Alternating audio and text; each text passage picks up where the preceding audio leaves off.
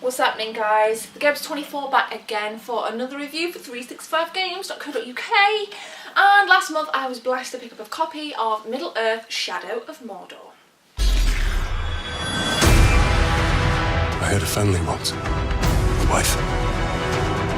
And a son.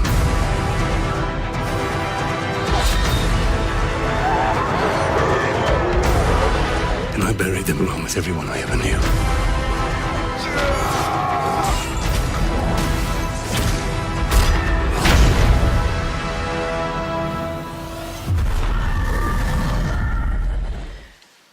So what's fruity about this open world action RPG? We play as Talion, and the events of Shadow of Mordor are set a few years before the Fellowship of the Ring, when Sauron is forging his great army. Unfortunately, Talion loses his life early on in the game, and you would probably think that it would end there. But it doesn't. It turns out that Talion is immune to death and comes back to fight against Sauron's armies with his trusty wraith. This game packs a serious punch. It is full of action. Be prepared to die a lot. It took me about 2 hours to get to grips with the menu systems, the battle systems, the combat systems. It was incredibly difficult to begin with, however incredibly rewarding.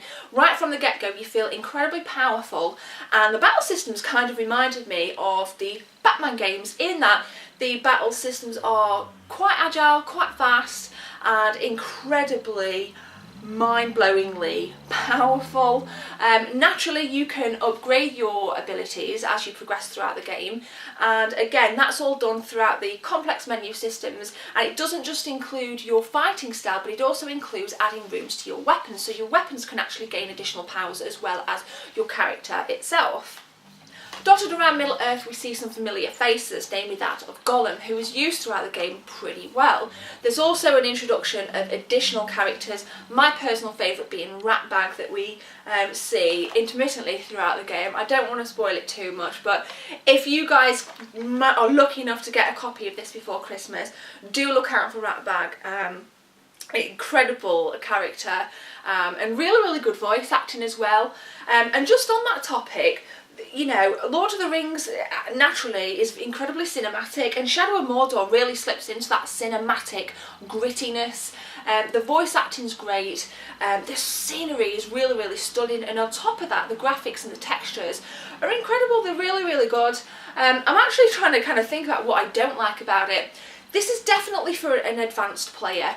If you're not familiar with RPGs, then you might want to give this one additional time. Don't give it a miss, but give it additional time. For me, it took about an hour to 2 hours to get to full grips with everything that was going on, and I often found that when I returned to the game, I had to kind of relearn things. It took me a while for this to be completely ingrained, you know, every time I went back. But nonetheless, it's incredible. It really is incredible. RPGs are my favourite genres of games, and that's why I was so enthused to get Middle-earth: Shadow of Mordor. So go and get yourselves a copy, guys, from 365games.co.uk. The links to purchase are in the description. I'll be back next month to review Call of Duty Advanced Warfare. Very interesting, but for now, I'm the Gebs24. Check out my own channel, and I'll see you soon.